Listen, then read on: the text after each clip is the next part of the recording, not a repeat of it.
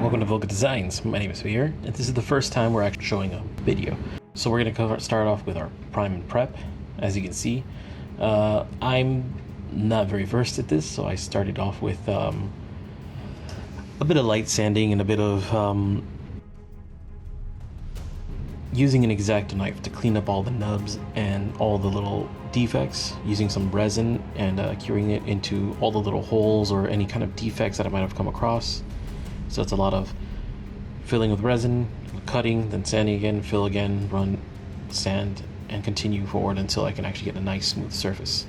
Anything that doesn't have any detail is what I try to focus on the most.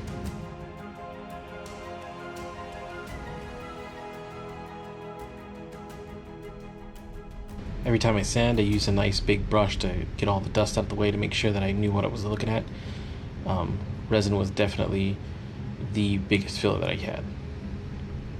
Here I use a nice big gallery brush to prime the entire piece.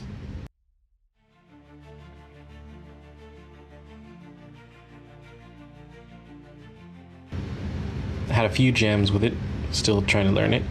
It's the first time I was actually using an airbrush to go ahead and prime the entire model.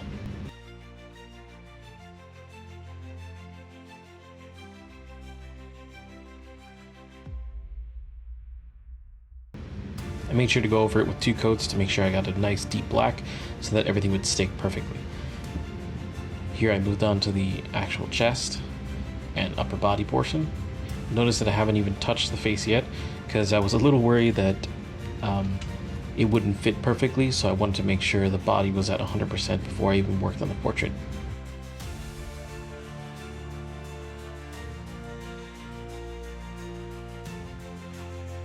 This cape was gigantic, so it took a lot to actually prime. About 3 coats because it would just not stick correctly.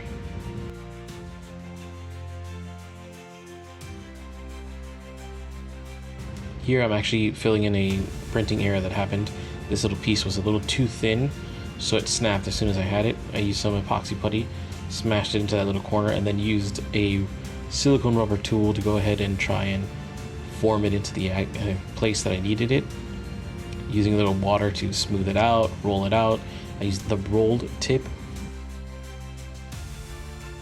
and I used the square tip silicone pieces to fill it, then used fingers to kind of smash it into place and make sure I thinned it out. Before anything dried, I test fit it and then cleaned out the body. Now we're finally onto the painting.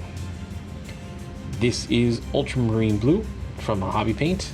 It is Anita's from Hobby Lobby. Nothing special, just watered down with a little bit of water and putting down a few base coats onto his legs. You probably can see a few little defects on the back of the legs, but I wasn't really worried about it because it was going to be covered by the cape. Obviously, if this was for someone, then I would have focused a little more and cleaned it.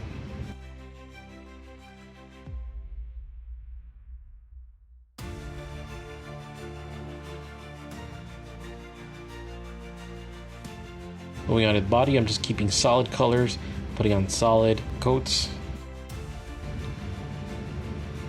smoothing them out with a little bit of water, and just making sure that I have full coverage. I will note this was the first actual full body statue that I was able to print and paint for myself, so I was definitely learning the ins and outs of painting still.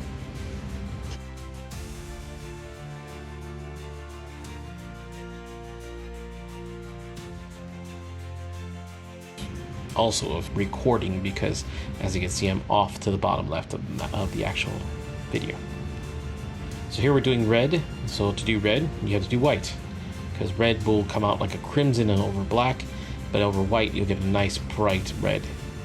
And that's what I was aiming for first. I wanted to make sure that I got a nice bright red and that I could dim it down with a wash or two if I needed to. All the pantaloons and all the belts, buckles, loops, everything was covered in white.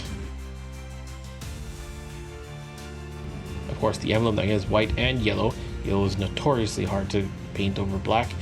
We're covered in white. I just avoided anything that was flesh tone colors. And I'm sure you see me do a few mistakes where I paint white onto the blue, and that was just the name of the game. I just cleaned it up with a little extra bit of blue. That's why I had some that was still wet. First coat of red. This was a cheap red that I actually picked up from the dollar store. Was a little too thin. I thinned it out just a little too much.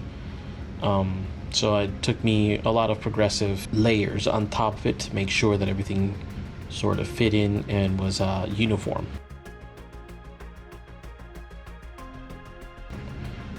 Later on in other models, I actually started using airbrush thinner that made sure that leveled off the paints a lot easier.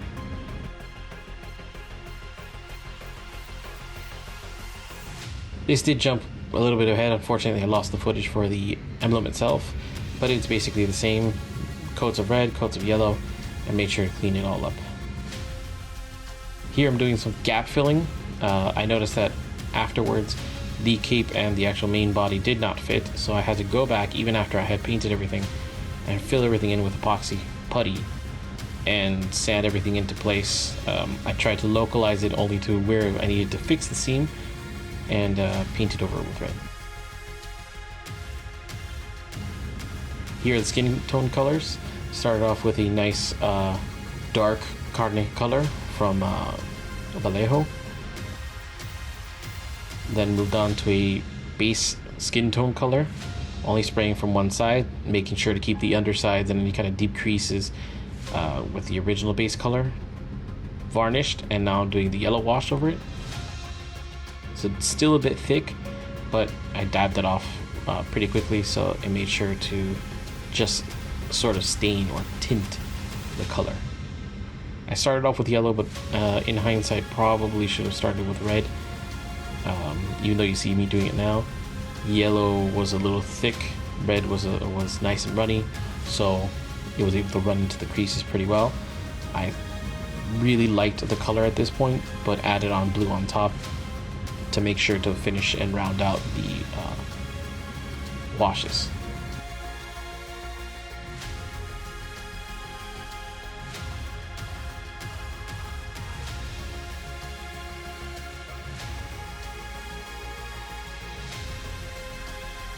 And for anybody asking, yes, that is a rag that you buy for about $2 at any kind of grocery store.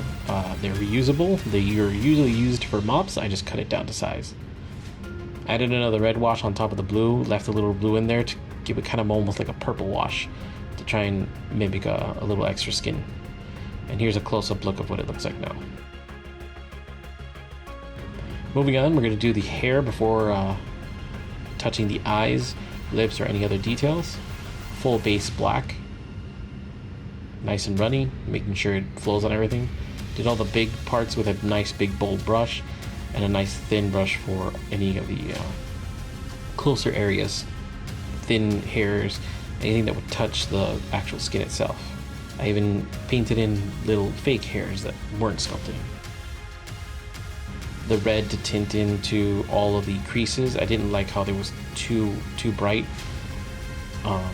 There was not really depth, so I just lightly added washes and then let it kind of dry out so that it would stain it just a little bit more. This is really diluted, so it's, as long as I don't put a big glob of it, I can use it almost like a tint, retouching up any kind of little corners that I might have missed, and a few extra coats to darken it all up. Filled in the eyes with black as a base, trying to get the eyelids to get a bit of an eyeliner, almost eyelash look to it. Here I'm doing very light drags to make sure they can get the eyebrows.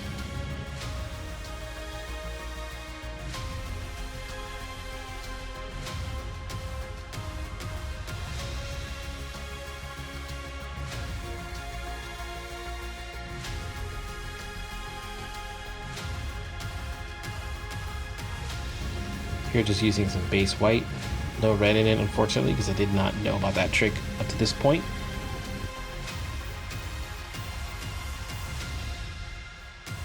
Trying to keep that little line of black on the eyes. Very, very thin brush and very slowly, adding it in, just touching up the eyebrows a little bit.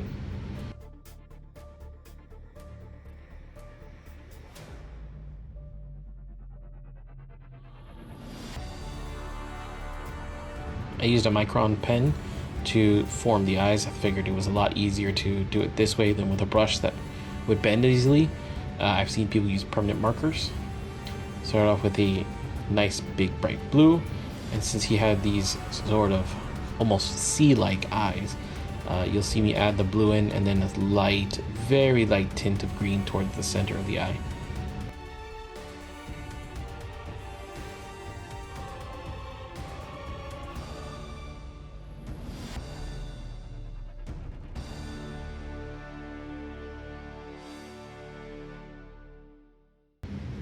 So now we're going to the all-important base where everything lands. A nice big flat primer, just like all the other parts.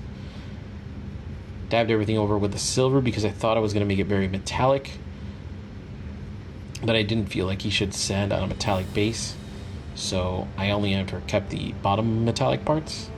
Covered the top with brown because it looked more like dirt. Red for the all-famous logo.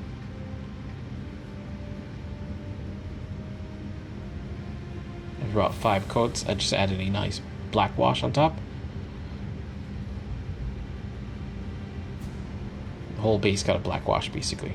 This I didn't really care if it dried because the more it dried, the more depth it would have added to the actual base itself. It was pretty flat.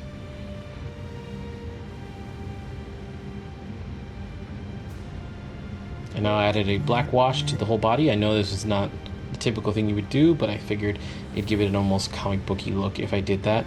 And I selectively brushed away certain parts to make sure that it would sort of do like a faux highlight. So as you can see, his legs are real dark, but I'll come through and only touch the front parts and leave a lot of the creases with black to make it almost look like his muscles were bulging.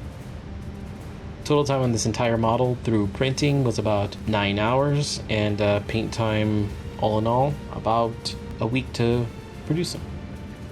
This is our first video, so you can look forward to actually seeing a lot more of our stuff from Instagram showing up here. Everything's been mostly recorded, so I hope you come join us again.